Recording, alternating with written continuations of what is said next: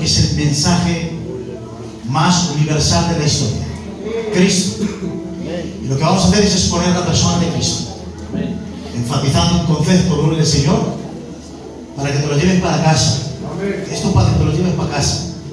No es para que lo aplaudas, no es para que te parezca bonito, no, es para que te lo lleves para casa. Gloria al Señor. Vamos a tomar uno de los títulos que se le dan a Jesús para empezar a predicar. Gloria al Señor. Isaías 53, versículo 3. Tomamos dos títulos de Jesús: varón de dolores, experimentado y quebranto.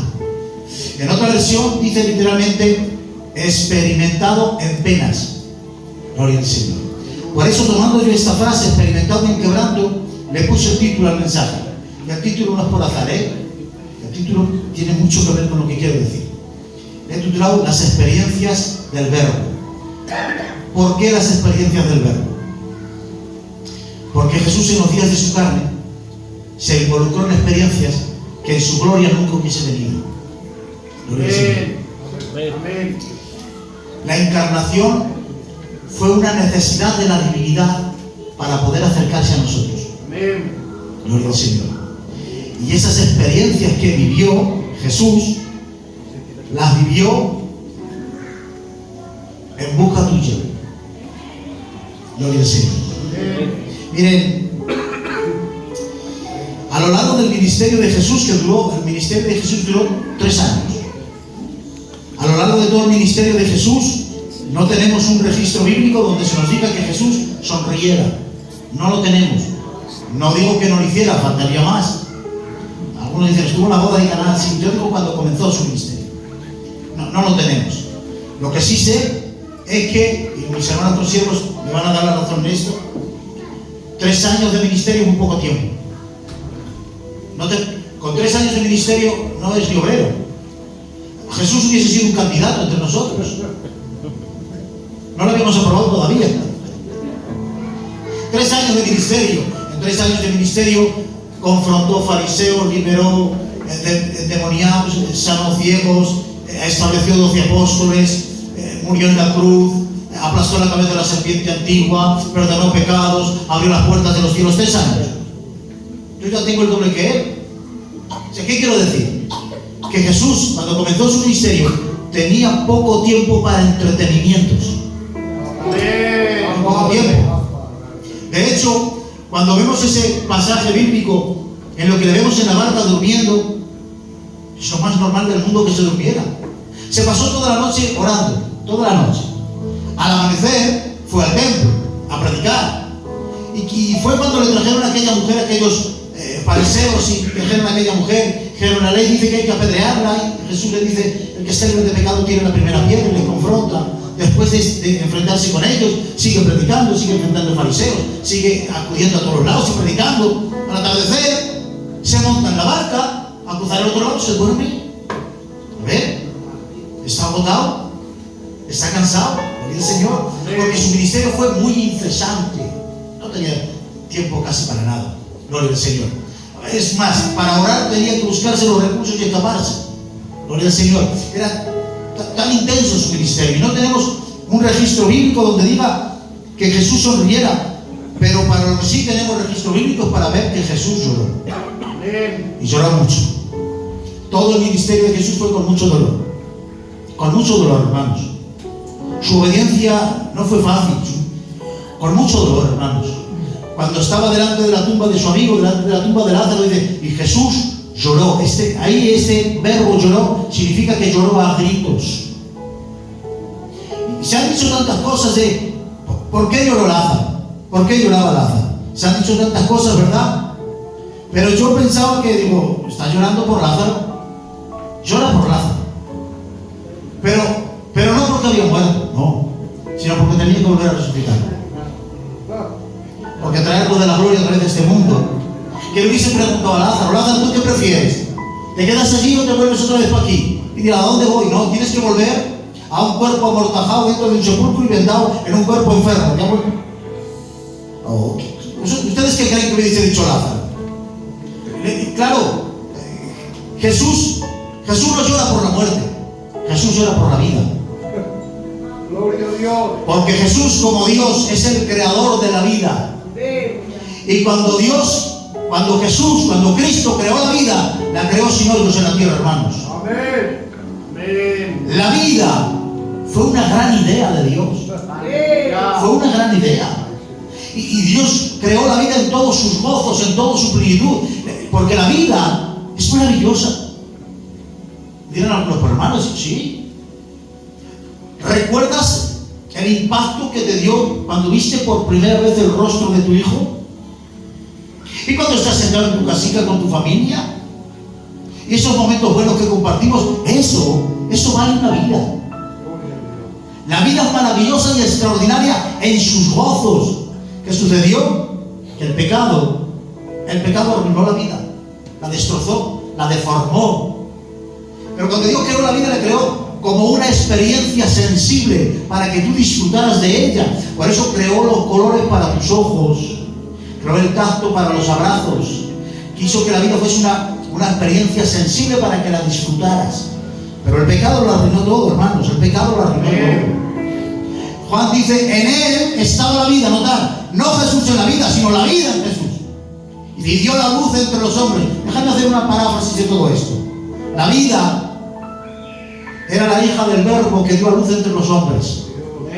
Gloria al Señor. Es por eso que cuando te das cuenta, hermanita, cuando una hermana ha dado a luz, ha tenido una criatura y queremos ir a verla, a la criatura, tú cuando vas al hospital no das el nombre del niño ni de la criatura, porque no sabes ni cómo se llama. ¿De quién das el nombre? De la madre. ¿Dónde está fulana de tal? En toda la habitación. Vas ahí, siguiendo la información que te han dado del nombre de la madre. Cuando entras a la habitación te encuentras con el niño. Así sucede con la vida. Para poder encontrarte con la vida, antes tienes que encontrar el Verbo. Y encontrando el Verbo encontrarás la vida. La vida no se encuentra en otro lado que no sea en Jesús, porque es Jesús la vida. Por eso no te mates, no busques más, no gastes tiempo, la vida está en Jesús. Pero ¿qué sucede? Que la vida ha sido destrozada por el pecado y ahora Jesús, delante de la tumba de un amigo, lo lamenta. El texto dice, y viendo cómo lloraba, se estremeció. Ahora sí, ahora llora por los que están allí vivos. Les ve llorar y se estremece. Me encanta decir esto. A Jesús le entristecía la tristeza. ¿Sabéis de qué nos habla esto? De la sensibilidad divina ante la miseria humana. Había escritos antiguos que decían que la divinidad se ríe de la humanidad, que no los tenía en cuenta. De hecho, Job llegó un momento a pensar que Dios era indiferente ante él. Su peor momento en el capítulo 9 llegó a decirle Job a Dios: te ríes de los inocentes.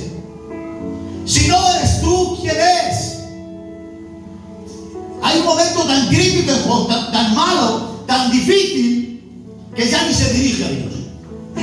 Porque mirad, hermanos, si yo tengo un conflicto con el pastor, Carlos esto, Carlos para aquí, Carlos para allá, no nos ponemos de acuerdo, pues no, pues sí. Y mientras hable contigo, es porque todavía tengo esperanzas de arreglarlo.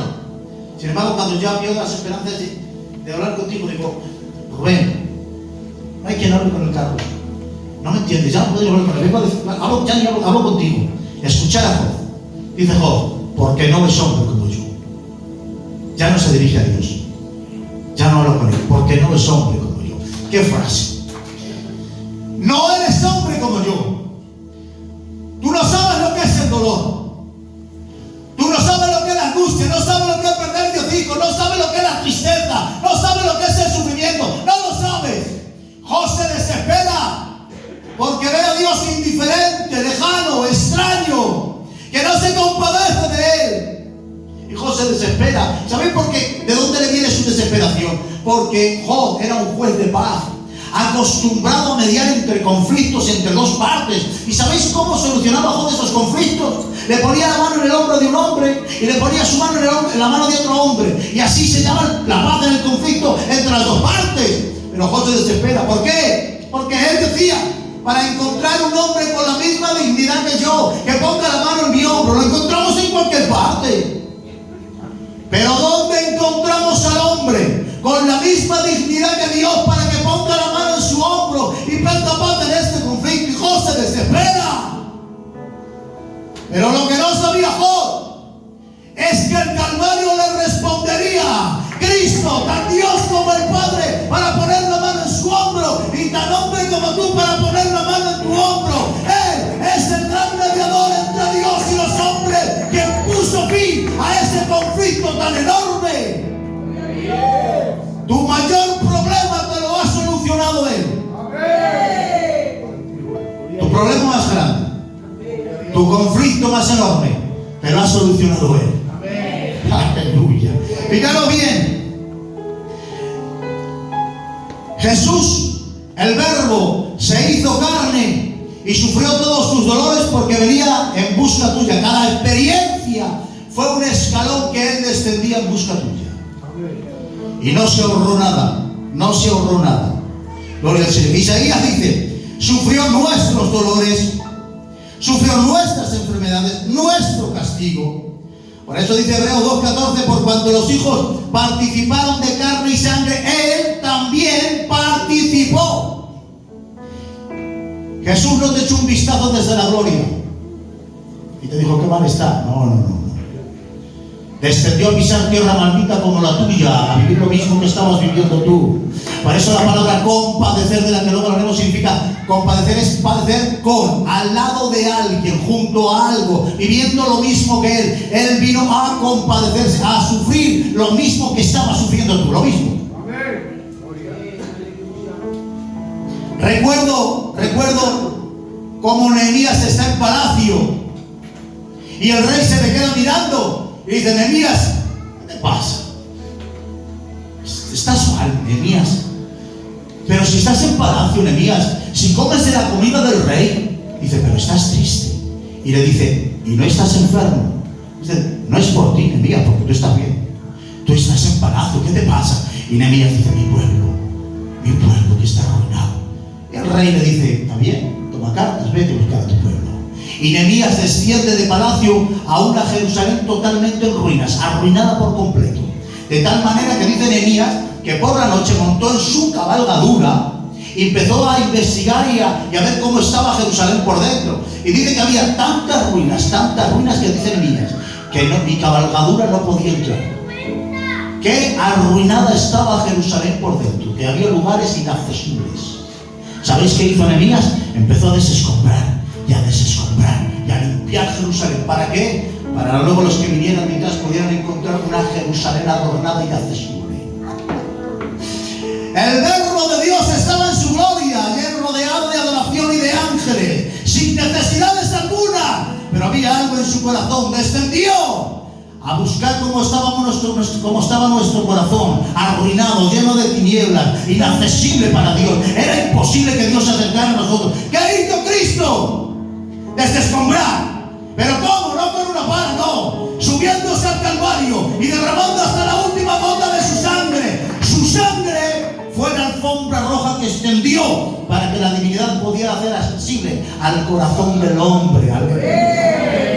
No se quedó en su gloria, no te miró desde arriba, vino a buscarte y lo hizo con mucho dolor. Llora tan profundamente Jesús delante de la tumba de su amigo, y yo decía: pero Señor, pero Jesús, ¿por qué lloras tanto por tu amigo Lázaro si lo vas a resucitar ahora mismo? ¿Por qué lloras? Muy fácil. Imagínate, Rubén, que te haces una pequeña herida en la mano. Y ahora te cogemos, te montamos en el coche, no te preocupes que te llegamos a urgencias, y ahora en urgencias te van a dar 2 puntos, te dan un paracetamol y te van a quitar los dolores. Pero camino de las urgencias, el hermano Rubén se queja y se lamenta y dice: pero Rubén, ¿por qué te quejas? Si cuando vayamos a urgencias te van a curar. ¿Qué nos diría el hermano Rubén? Porque me duele. El conocimiento anticipado de saber que le van a curar no le exime de la experiencia. Eso le pasó a Cristo. Sabe que lo va a resucitar, pero no le exime de llorar contigo. Escucha bien. Sabe Cristo que te va a llevar a la gloria, que te va a dar un cuerpo glorificado, lleno, fuera de enfermedades, que te va a pasar por las calles de oro y el mar de cristal. Pero es tan glorioso que desciende hoy a llorar tus lágrimas más pequeñas, a estar en tus rincones más secretos. No desestima a nadie. Dios es grande, pero no desestima a nadie. No hay dolor pequeño para Jesús. ¿Me oyes, hermana? No hay dolor pequeño para Dios. Porque sabe Jesús lo que es el menosprecio por los dolores pequeños. ¿Y cuánto mal nos hace eso? Le cogen los romanos a Jesús, le ponen una corona de espinas, le empiezan a golpear, se tiran al suelo. ¡Salve, rey de los judíos! Para los romanos una burla, un chiste. Para Jesús una corona de espinas que se le clavan los sienes y la sangre le brota por la mejilla. Ha experimentado Jesús lo que para los demás significa un simple chiste y lo menosprecian. A ti te está resultando en una dolorosa corona de espinas. Por eso no menosprecia dolores pequeños. Aleluya. No los menosprecia. Hasta tus lágrimas más pequeñas. Se ha involucrado Dios tanto en tu vida que no hay rincón pequeño en el que Él no esté. Aleluya. Y se ha involucrado a profundidades tan grandes que ni te lo imaginas.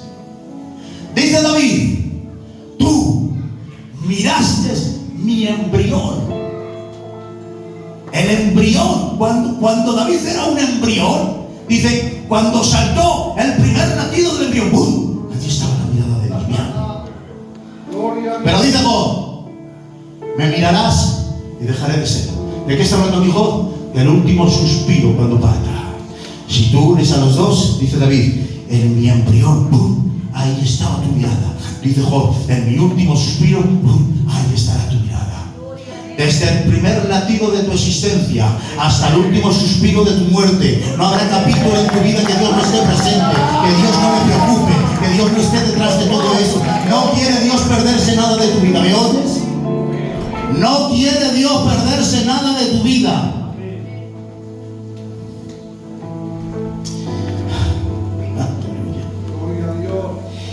Varón de dolores y experimentado en quebrantos, que vino a morir.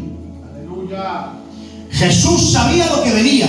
Él vino a morir. Por eso dice el autor de los Hebreos: me preparaste cuerpo. Y ese cuerpo fue diseñado desde antes de la fundación del mundo para morir en la cruz.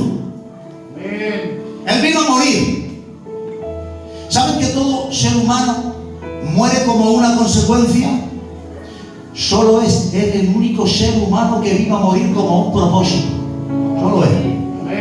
De hecho, todo ser humano se pasa la vida huyendo de la muerte.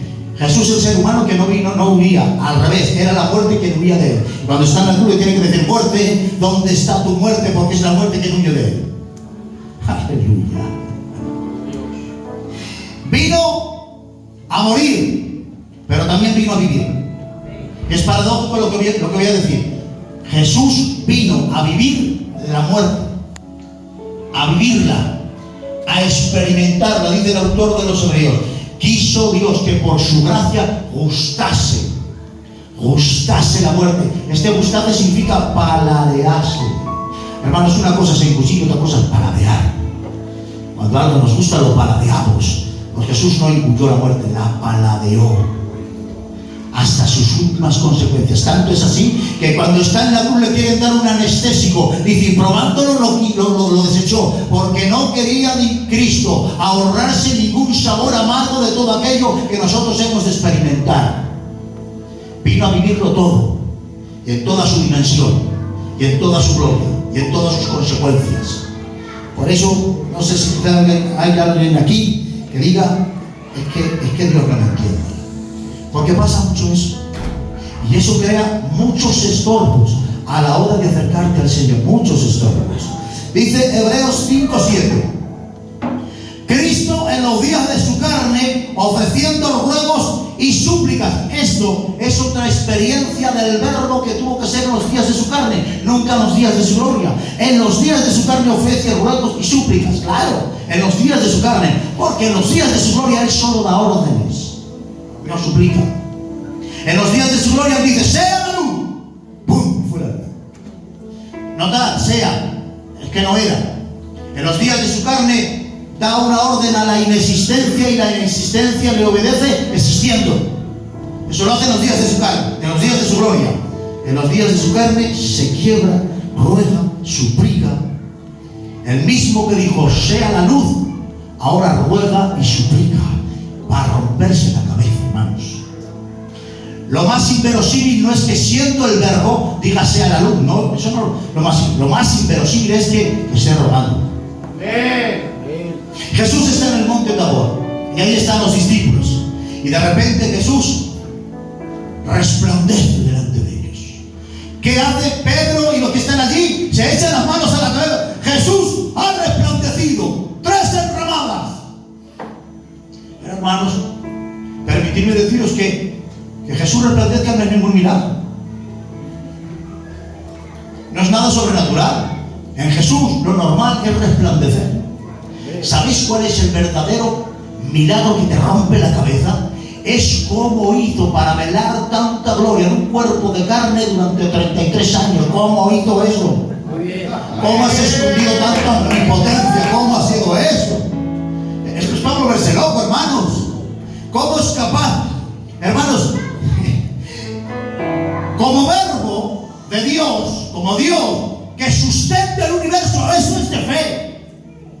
Por la fe entendemos que el universo ha sido constituido por la palabra de Dios. Para la fe, eso no es ningún problema.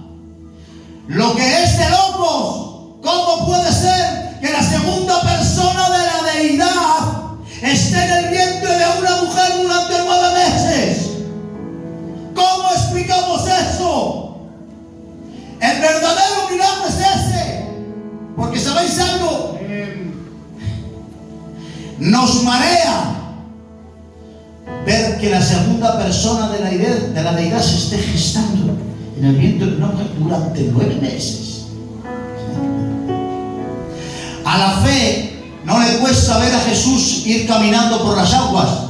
Lo que le hace rascarse la cabeza es verle dormido.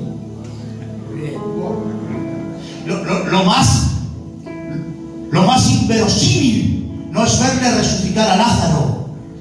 Lo que nos tumba en el suelo es verle morir en una cruz derramando hasta la última gota de su sangre. La vida muriendo es para volverse loco. ¿Y sabéis? Nos pasa muchas veces este error. Queremos ver a Dios en cosas muy grandes y desestimamos muchos milagros pequeños que hace Dios cada día a nosotros y no los contamos como milagros. Porque necesitamos lo accesorio, lo extraordinario, lo grande. Y no sabes que Dios es grande en las cosas grandes, pero es inmenso en las cosas pequeñas. Cuenta una anécdota que un hombre se subió a una cima de una montaña contemplando un valle tan hermoso, tan glorioso y tan enorme, que aquel hombre asombrado decía: ¡qué Dios tan grande! ¡Qué grandeza de la creación lo que ha hecho! Y de repente notó que un pequeño insecto se le posó en las manos. Y cuando se le quedó mirando, se fijó bien con una lupa, vio que aquel insecto en sus patas las tenía llenas de vello. Y se dio cuenta que allá arriba hacía un poco de fresco y de frío. Y decía: ¡qué cosas! El Dios que ha creado todo este valle de gloria se ha preocupado de ponerle guantes y calcetines a este mosquito insignificante. Porque Dios es grande en las cosas grandes, pero es inmenso en las cosas pequeñas. En tu día a diario, en tu cotidianidad, en tu rutina, Dios está haciendo un milagro cada día, todos los días. Pero no lo contamos como milagro. Escucha, que estés hoy aquí es un milagro. Y no lo contamos como milagro. Pero hermanos, fijaos bien, es paradójico lo que dice este texto. Ofreciendo ruegos y súplicas. Aquí hay una contradicción. Ofreciendo ruegos. ¿Se dan cuenta que hay una contradicción? ¿Por qué? Porque ofrecer es dar, rogar es pedir. ¿Cómo es que Jesús ofrece ruegos? Muy sencillo, hermano Rubén. Cuando yo te pido algo que yo ya tengo, es un gesto de cortesía que yo estoy teniendo contigo. Este principio de conducta en Cristo se repite con nosotros todos los días. Te pide lo que Él te tiene. Es tan cortés Cristo que le ofreció la resurrección al Padre pudiendo resucitar Él mismo. Y lo que sigue haciendo con nosotros. Te pide cosas que tú dices: ay, lo que me está pidiendo. Es que lo que me pide el Evangelio. ¿Te parece que el Evangelio es un cúmulo de exigencias muy grandes? Porque no entiendes que detrás de lo que te está pidiendo hay un propósito, es Cristo ofreciéndote algo. Pero ignorantes de nosotros decimos que el Evangelio está lleno de exigencias, por la mejilla, da la capa, haz lo que me pide, y no sabes que detrás de eso hay un propósito. Hermanos, usemos un poquitín la inteligencia. Si un multimillonario, un magnate del petróleo, viene un día y llama a la puerta de tu casa a pedirte €1, tú tienes que entender que ese hombre no quiere dinero, tiene que haber algo detrás. Cuando Dios viene a pedirte algo, el creador del cielo y de la tierra, es porque detrás tiene que haber un propósito escondido. Cuando Dios te pide tu corazón,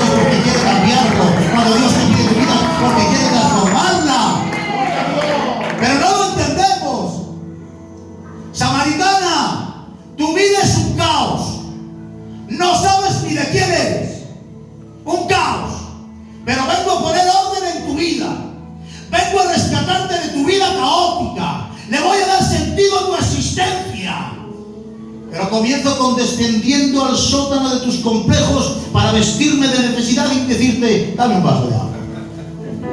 Y me sacas tus prejuicios, y me sacas tus reliquias, pero si quiero salvarte la vida. Gloria. Y una desarezca que te mueres, que has salido de tu casa diciendo que te mueres. Y vengo a rescatarte de esa muerte, pero comienzo diciéndote una pequeña torta. Ay, Padre. Así hace Cristo todos los días por nosotros. Viene a pedirnos algo, ay, lo que nos pide, sin saber que detrás está intentando salvarte la vida, está intentando rescatarte de tus congojas, de tus tristezas. Aleluya. Por eso, tus manos tendidas, tu trabajo, lo que entregaste, eso te salvó de agonizar en un despropósito. Amén. Ofreciendo ruegos y súplicas. Tremendo, pero es que esto otro. Y fue oído a causa de su temor reverente. ¿Por qué fue oído? Por su temor reverente. ¿Qué cosas? No fue oído por sus derechos divinos que los tenía. Fue oído por sus recursos humanos. Bien. Esto que voy a decir es maravilloso. Lo que Jesús tenía como Dios, lo alcanzó como hombre.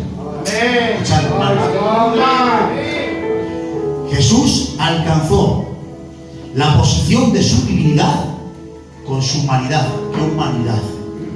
Ay, Dios mío. Lo que hizo Jesús como hombre, le elevó hasta la misma gloria de su trono. Pero bueno, y eso no. Biblia. Filipenses capítulo 2. No estimó el ser igual a Dios como cosa que aferrarse, sino que se despojó a sí mismo, y atención, tomando forma de siervo, hecho semejante a los hombres, y estando en la condición de hombre, se humilló a sí mismo, haciéndose obediente hasta la muerte, y muerte de cruz.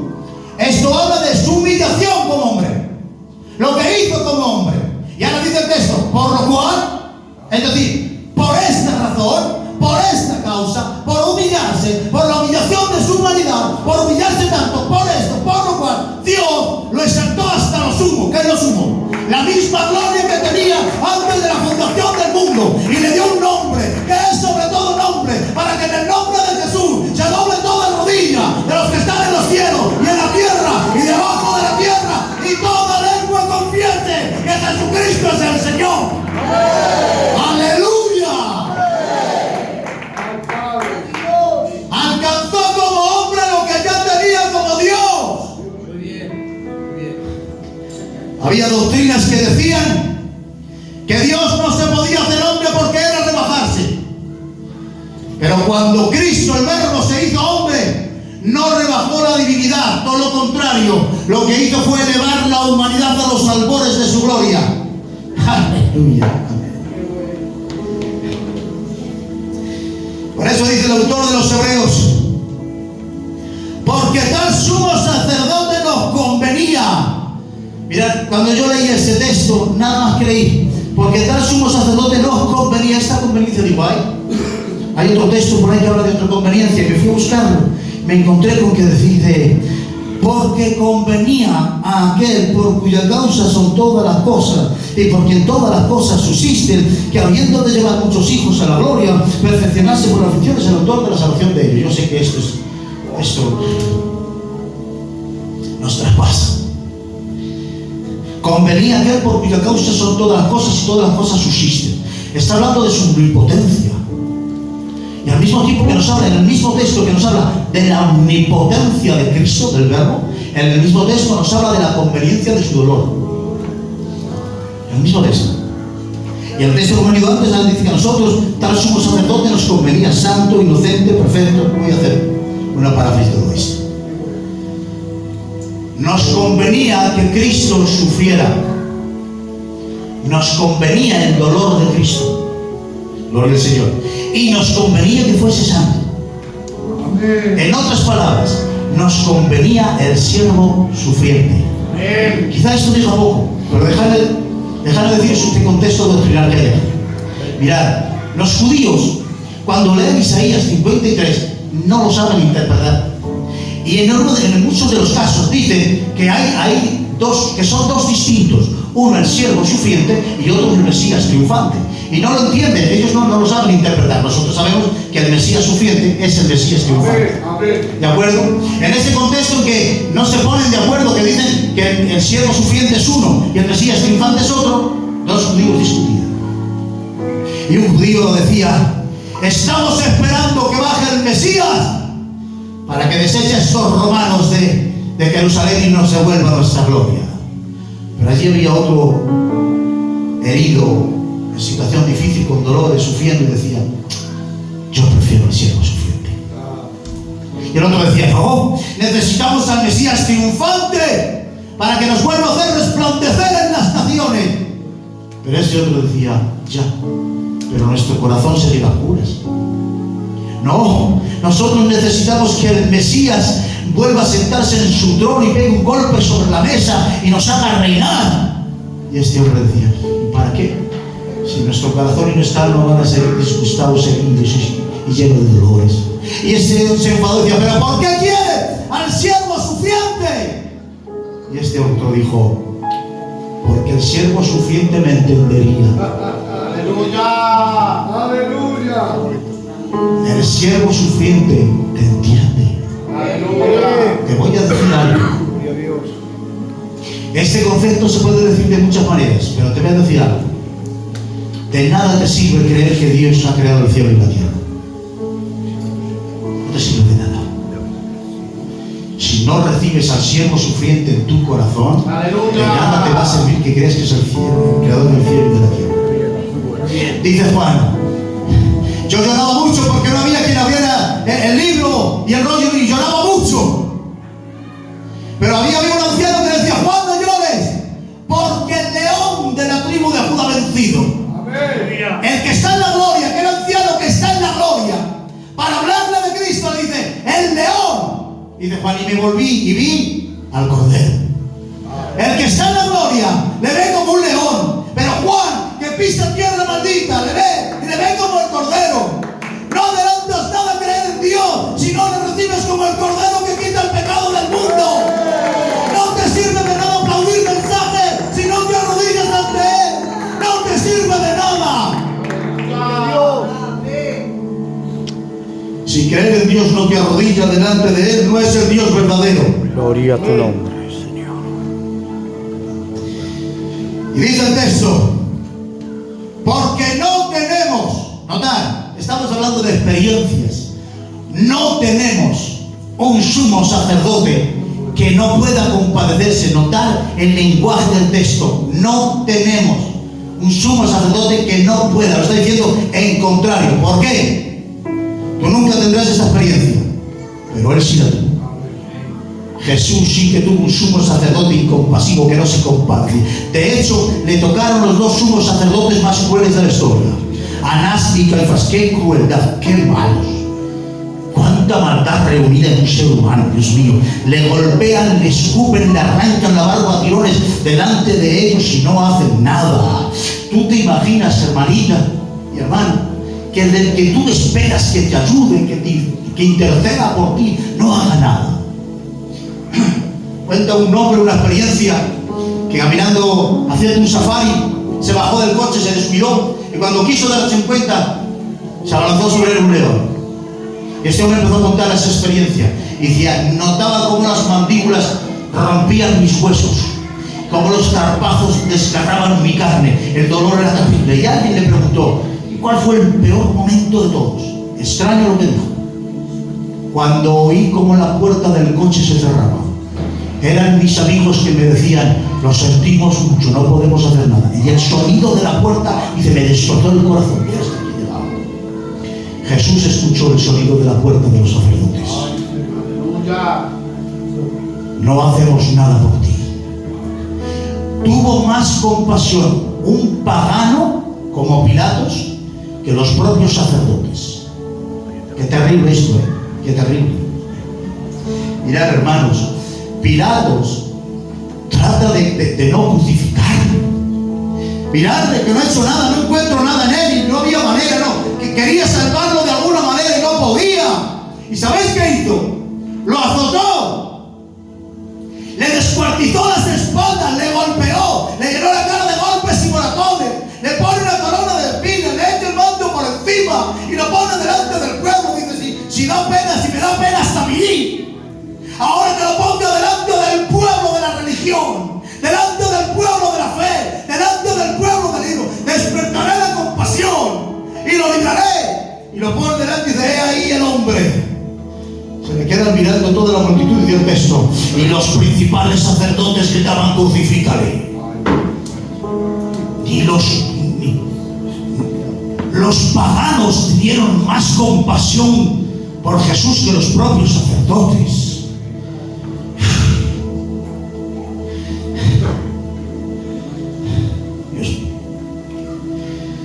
Nosotros jamás tendremos esta experiencia.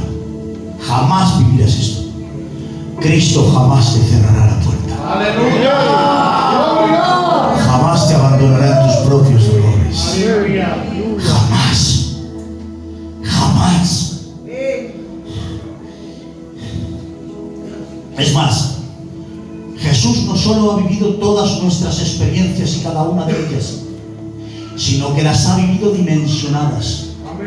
De hecho, Él ha vivido todas nuestras experiencias, pero nosotros jamás tendremos las suyas. De hecho, si aquí hay alguien que dice, me siento incomprendido por Dios, te voy a decir algo. El ser humano más incomprendido de la historia ha sido Jesús. Jamás nadie entenderá por lo que pasó. El hombre natural está muerto en delitos y pecados. No entiende ni vive las consecuencias. Vive muerto sin saberlo. Cuando Jesús se hizo cargo del pecado, Él no estaba muerto, Él estaba vivo. Sabía las consecuencias y las veía en toda su dimensión, Hermanos, solo una para nosotros. Jesús conocía la gravedad del pecado. Nosotros, sus hijos, muchas veces lo trivializamos. Esto no pasa nada. Una pequeña mentira, no pasa nada. Este pequeño gesto, no pasa nada. Te voy a decir algo, hasta por tu pecado más insignificante, Cristo murió en la cruz. Eso que tú menosprecias, a Cristo le costó su muerte. No, a Cristo no pasa nada. Hermanos, jamás ha habido en la historia hombre más menospreciado que Jesús. Los amigos le abandonan, el Padre le desampara. Nadie jamás ha estado en este umbral, entre el cielo y la tierra. Escúchame bien.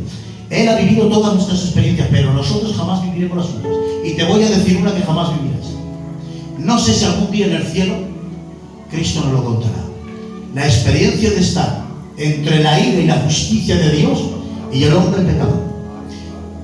Qué tensión psicológica, emocional, espiritual.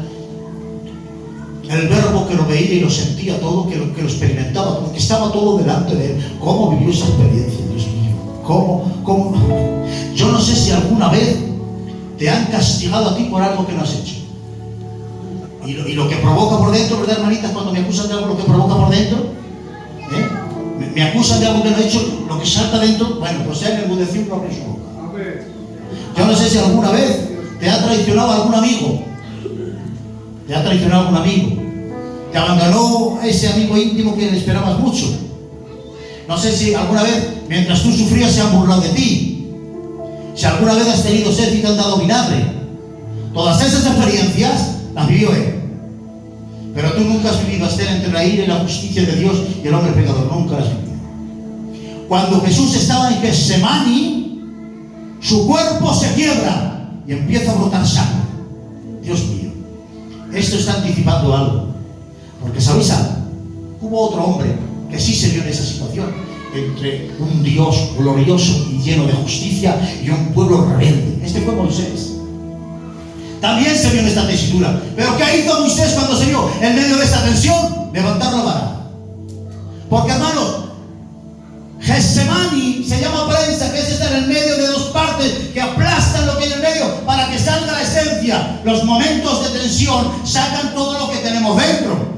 En este momento de tensión que está Moisés entre un Dios lleno de justicia y un pueblo rebelde, Moisés levanta la vara. ¿Sabéis por qué? Porque Moisés está lleno de ley. ¿Y cómo responde la ley ante las demandas de un Dios glorioso y justo y un hombre rebelde? con culpa, con condena, con castigo, Así responde la ley. Pero había un principio de justicia que decía: sin derramamiento de sangre no hay perdón de pecados. Cristo, en la misma situación, no levanta la vara. Él se quiebra y responde con sangre. Jesús respondió perdonando, respondió justificando, respondió limpiando. Lo tenía en la esencia. Jesús es salvador por naturaleza. No solo te salvó cuando te convertiste, sigue salvándote todos los días de los rencores que te amargan la vida, de las tristezas que te quieren afligir. Te sigue salvando.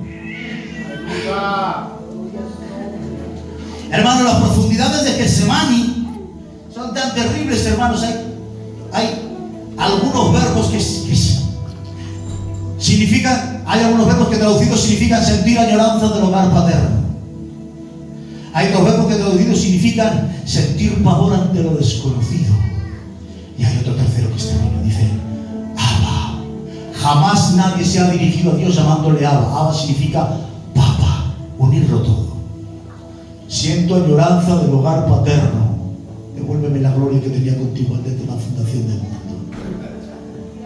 Siento pavor ante lo desconocido. El desamparo es una experiencia que jamás he vivido. Y dice: Papa, tú jamás vivirás eso. Jamás lo vivirás. Todo lo que Él sufrió y vivió, lo hizo no solo para vivir tus experiencias, sino para evitarte de otras que tú jamás podrías haber salido de ellas. Escúchame bien. Dejadme terminar. Me voy a saltar por alto la insolencia de Pilatos. ¿Eres tu rey? Los cielos cuentan su gloria y el firmamento anuncia la obra de sus manos, pero ahora ese le pone en tela de juicio. Su realeza burlada, menospreciada. Esta es una de las experiencias más intensas que Jesús vivió, y quizás no lo hemos enfatizado tanto. Mirad esto. Los romanos que le custodian le ponen una venda, le golpean, profetizan. ¿Quién te golpeó? Se burlan de él, se burlan. Pero hermanos, mirad, en el Salmo 22 Jesús nos va a contar las experiencias que él vivió, y una de ellas terrible son los dolores físicos. Los dolores físicos que se vivían en la cruz. No había una palabra en el diccionario que pudiera definir tanto dolor, y tuvieron que inventar una palabra: dolor excruciante, porque no había palabra. Ahora me vais a dar la razón en esto. Cuando algo nos duele, hermanos, cuando me duele esta mano, yo solo tengo atenciones para esta mano, no me acuerdo de esta.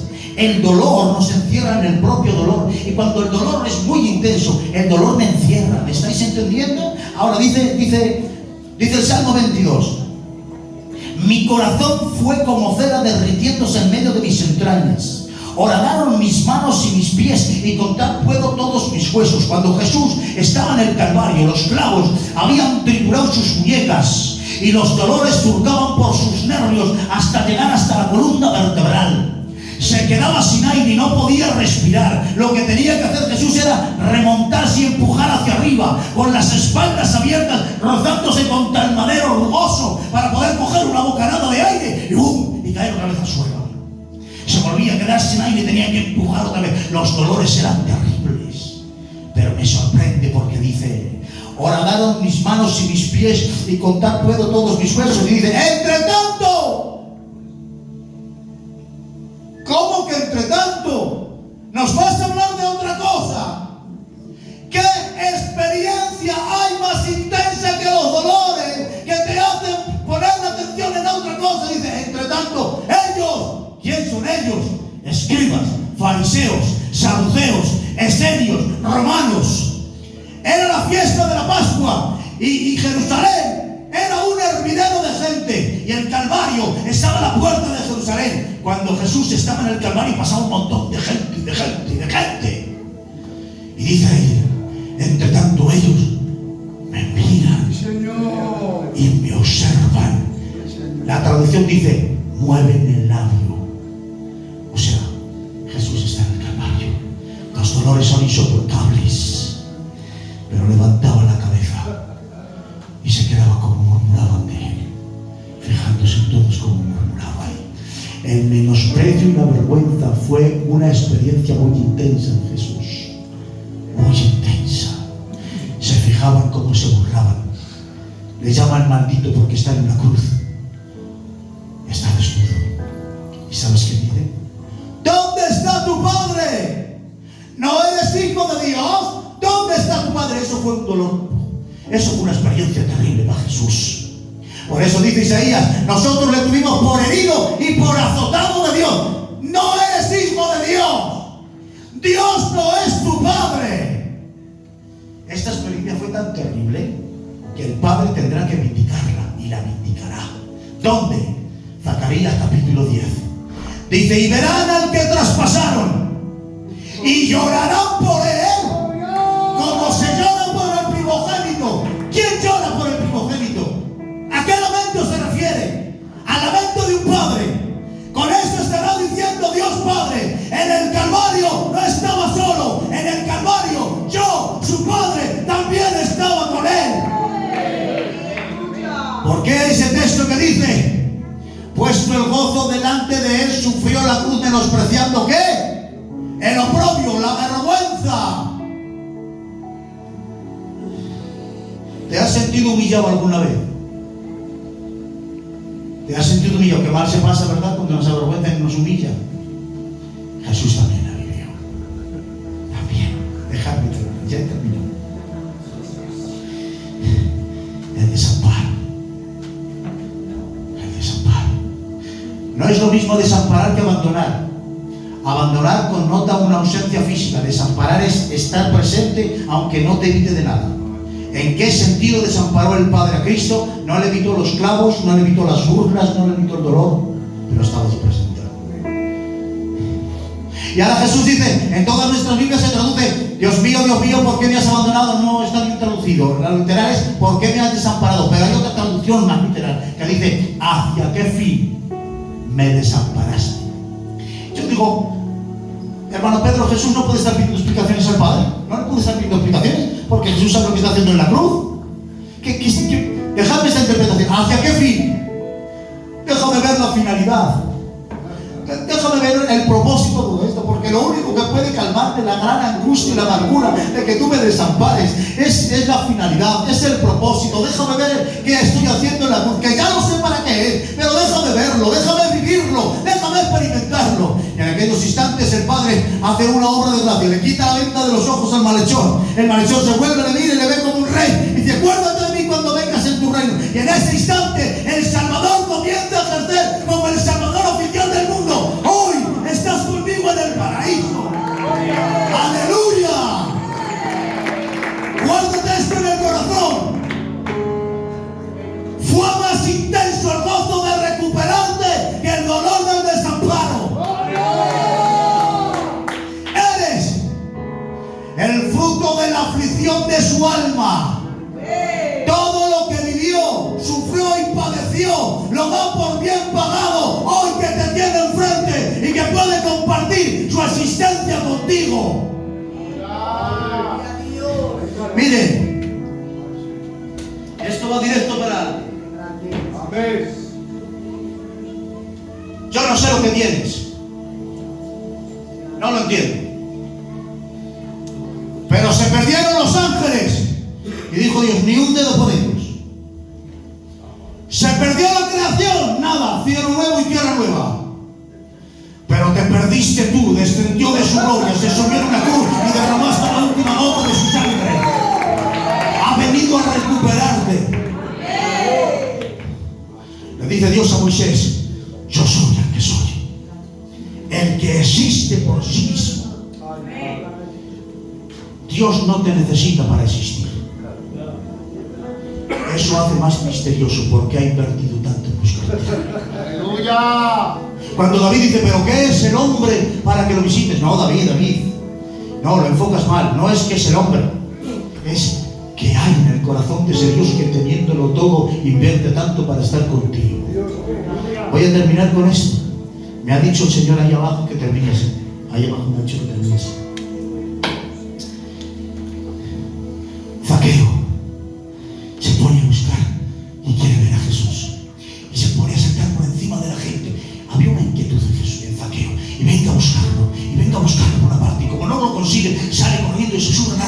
Y cuando se sube al árbol, espera que pase Jesús. Buscando. ¿Quién está buscando? Zaqueo, Jesús.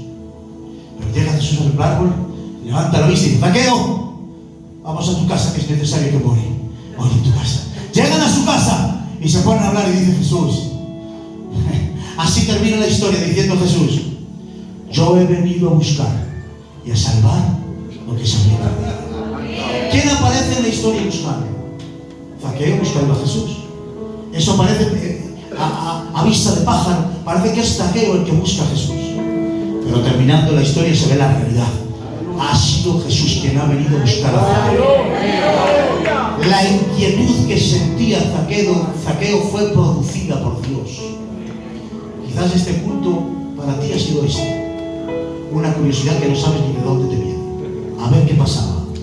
Ha sido Dios que ha puesto esa inquietud en ti para que estés hoy aquí. Ha venido Dios a buscarte. Él viene de tan lejos y viene de tan... Le interesas tanto a Jesús. Mirad, ven aquí, joven, ponte aquí. Y ya termino con esto. Mira, Machito. Cada experiencia que el Verbo vivió eran escalones que bajaba en búsqueda de nosotros que estábamos metidos en una caverna. Cada experiencia que vivía nos acercaba más a Él. En su última estancia, Jesús en la cruz habló de una experiencia muy cotidiana que tenemos nosotros todos los días, pero la dijo en voz alta: tengo sed. Dejadme traducir eso. ¿Sabes qué estaba diciendo cuando dijo tengo sed? Ya estoy aquí. Vine a buscarte. Ya me he acercado. Hoy Jesús ha venido a buscarte. No sé si habrá alguien aquí. No sé si habrá. Cierra tus ojos. Cierra tus ojos 2 minutos. Cierra tus ojos 2 minutos. Es imposible que nos marchemos de aquí sin adorarte, por favor. Por favor.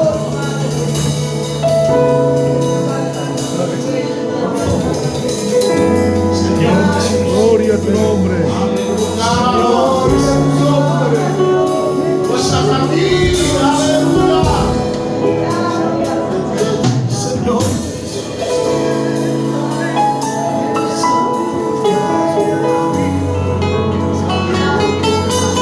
Perdona que te moleste, por favor, ponte en pie conmigo, mi corazón.